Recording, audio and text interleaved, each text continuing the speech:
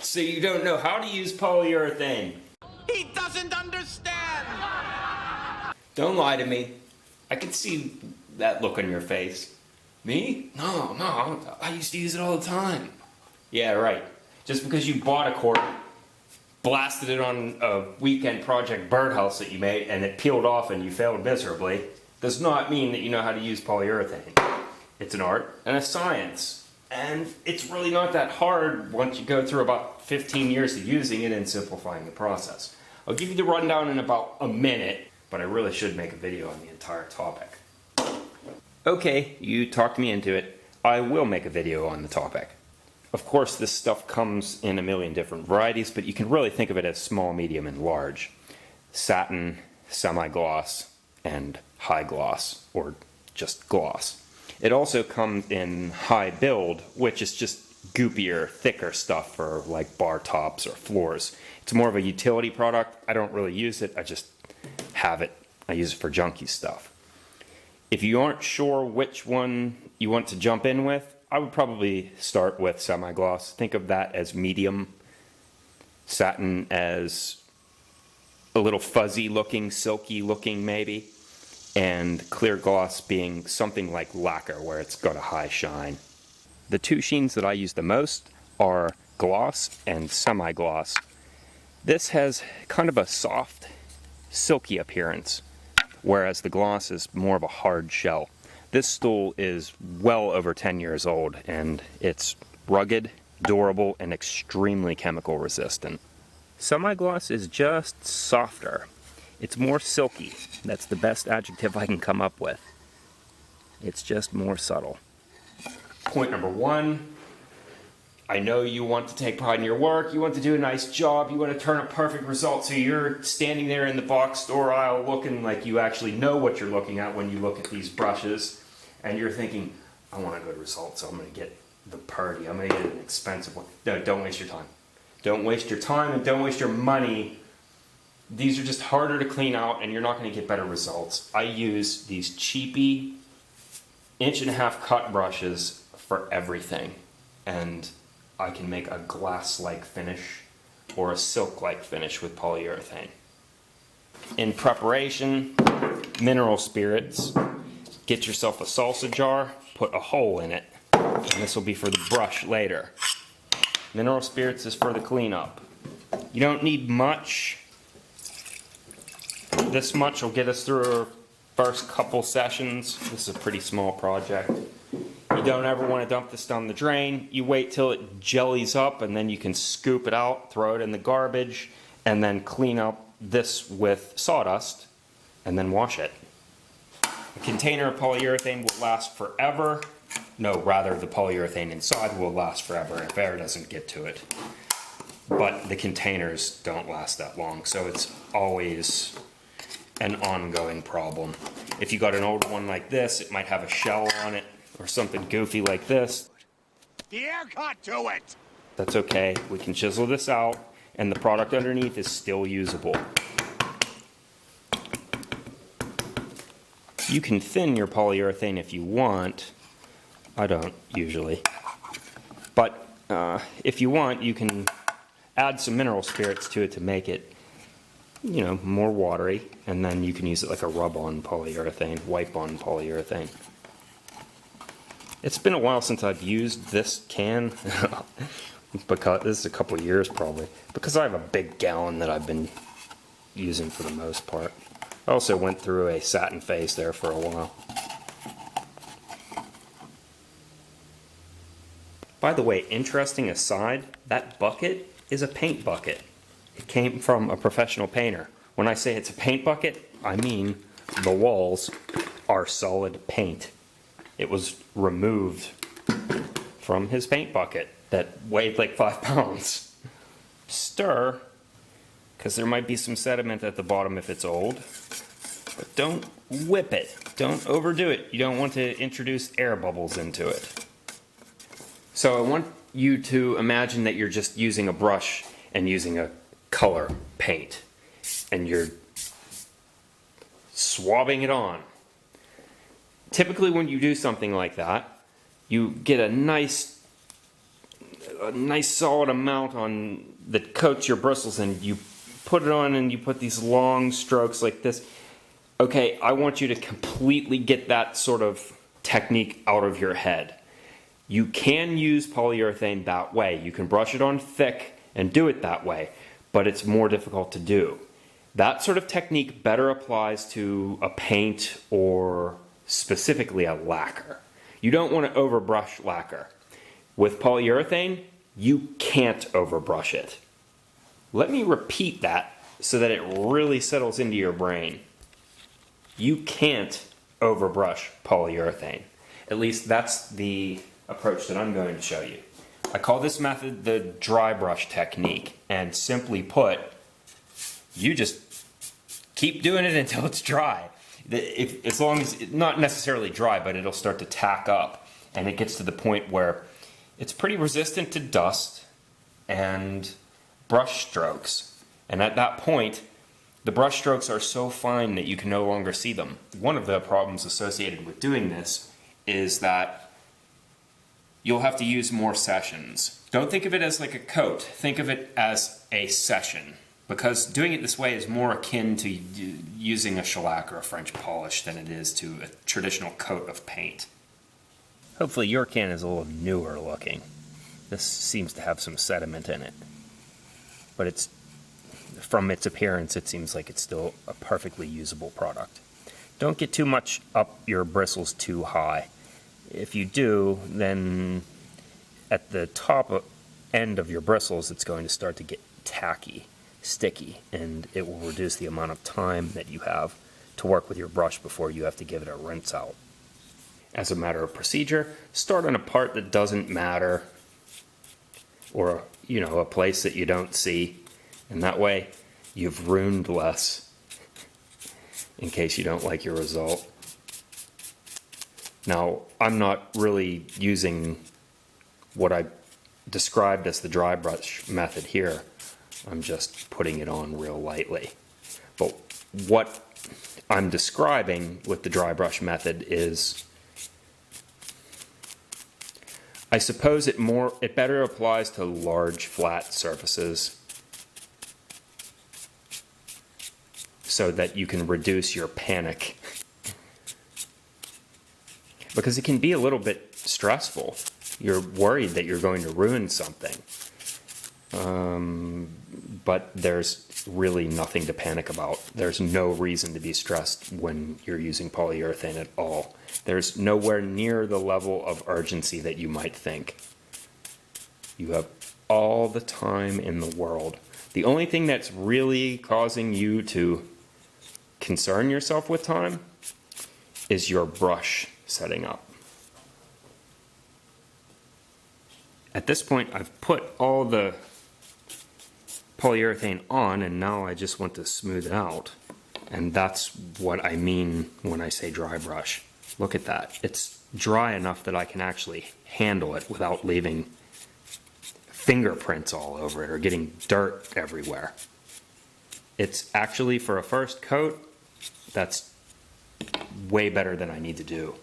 Because between every coat, you have to sand. That's another thing about polyurethane. You must sand in between coats. That's a reasonably accurate color correction right now. So take a look at it. This is in natural sunlight. You can see that there's a slight yellowing with the first session. It will amplify with each one. If I were using spray lacquer, I would already be done. But you know what, as soon as I started doing this, I thought to myself, oh, I'm so glad I'm using polyurethane and not spray lacquer. The lacquer is the easy way out, but it's the lazy way out. Polyurethane is it's just a lifetime finish. It will look beautiful forever, and it's just so much more pleasant. Not only in appearance, but in feel. Everything about it is better. It's my favorite finish over the years of all the finishes that I've tried. It remains my favorite consistently. It's just that it is discouraging because there's a process involved.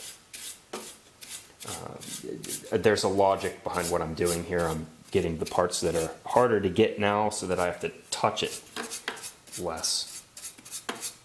As I use the outsides to rotate the part around, I'm drawing it nice and thin, relaxed pace, and as I said, all the time in the world.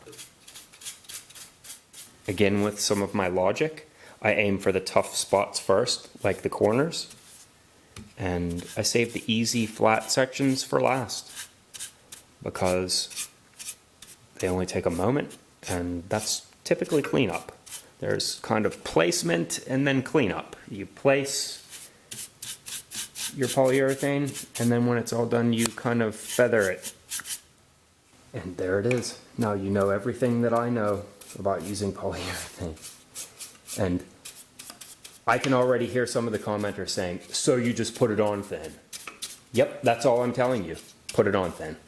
It's as easy as that. Put it on thin, feather it out, rinse, repeat. As long as you don't put it on thick, you won't ruin your project. You can't underdo it. I'm not sure if I can really capture the glares of the spots that have a little more polyurethane deposited on them. But those spots, those glare shiny spots, I'm revisiting them constantly, always looking, moving around the piece, revisiting them and knocking them back down. And that process draws it all out level. You can think of it as hitting off the high spots. Now, how many sessions will we have to give this? The more the better, depending on what effect you're going for. But for something like this, for durability, I don't want it to be shiny, but I do want it to be tough. For example, my kitchen table has perhaps 8 sessions, but something like this, if I get 3 before I give up, then I did well. Almost done with the first session. It's taken me about a half hour to do all the ins and outs of all these nooks and crannies, and my brush is still not tacky yet, so I still have time. And it's turning out beautifully. I guess I should note that all of this information comes from my experience. I'm entirely self-taught with polyurethane, so this is quite possibly a whole load of misinformation, in which case give the video a dislike, and that will help share with the rest of the world how much of a charlatan I am. It's probably 45 minutes in. I'm still going around looking for shiny spots and knocking them down, drawing them in until it starts to look nice and silky. I don't know if you can make that out. The first coat doesn't have to be as picky as I'm making it because you can sand it down. And that's one of the beauties of polyurethane, is that you can just sand it down flat again. The problem with doing that is it will delay your dry time. As this is, I can easily recoat this in 8-10 hours given the temperature and humidity here. Usually I try to wait a day. You just plan ahead that it's going to take a couple days to finish a polyurethane project. Another point is that your first coat is the most difficult because the wood is thirsty, and once your polyurethane penetrates the thirsty wood, subsequent coats are way easier to put on. It uses less polyurethane, it spreads nicer, and it's just easier to do. Okay, first session, my brush made it. Took about an hour, and I'll show you how it turned out in the sunlight tomorrow. For tonight, this is all we do. Make the bristles in the direction you use it. Close enough, that'll be good until tomorrow. And this is what happens when you don't come back to it for 3 or 4 days. I have a good excuse though. I stepped on a rusty spike while swimming, and this became slightly reduced as far as priorities go. This will make a good demonstration though. It is not ruined. This stuff is, but the brush will be just fine.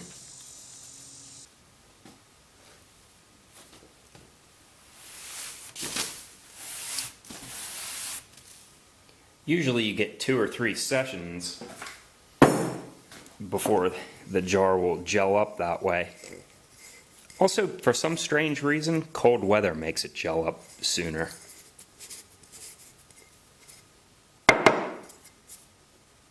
Oh, try not to get sawdust on your paintbrush though, because if you get it in the polyurethane, it'll mess it up. Now we'll just replace our mineral spirits and pretend as though none of this ever happened. Just pay no attention to my limping. Okay, so you've survived the first session and you're ready to jump right in with a wet brush. Slow down there, eager beaver. Sanding.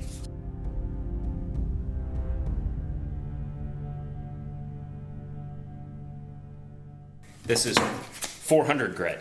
Now, the instructions might call for 220 or something, but putting it on nice and fine like we're doing here reduces the amount of sanding you have to do. But the sanding is still important. Don't skip it. That's all it takes. You'll feel. You'll notice as you sand it that it changes the sheen. And that's totally natural. That's what you want. It starts to take on kind of a plastic-like quality. Don't worry, you can restore any sheen that you knock down with sandpaper with the subsequent coat of polyurethane. Oh, and one other thing. Remember that old maxim about always sand with the grain? That's true for wood, but we're not sanding wood now. We're sanding polyurethane. So you can sand in any direction you want.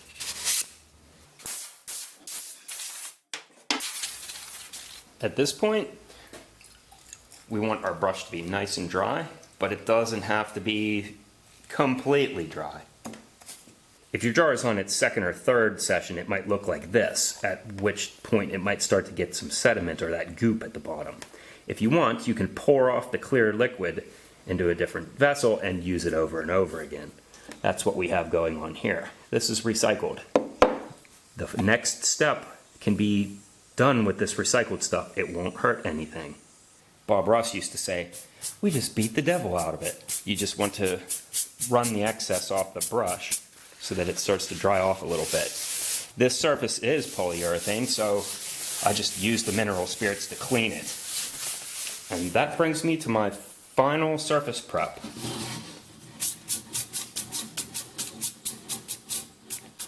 It won't hurt the polyurethane, I promise. Even though the mineral spirits is a solvent, it just works as a surface prep. And it gets all of the dust away. And you can see some of the sheen start to come back. Just go over the whole thing. And if your brush gets dry, then start to put a little bit more on. This procedure has grown out of necessity over the years to accomplish 2 things. For one, it helps me get the brush completely dry. Because if the brush still has some mineral spirits in the bristles, when you dip it into the polyurethane can, you'll contaminate the can and it can start that gel process in here.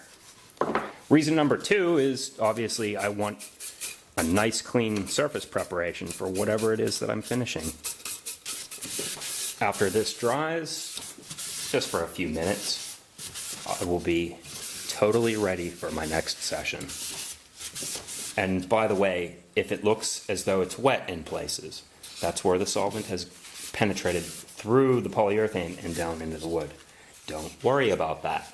But if you see it, allow a little bit of extra dry time.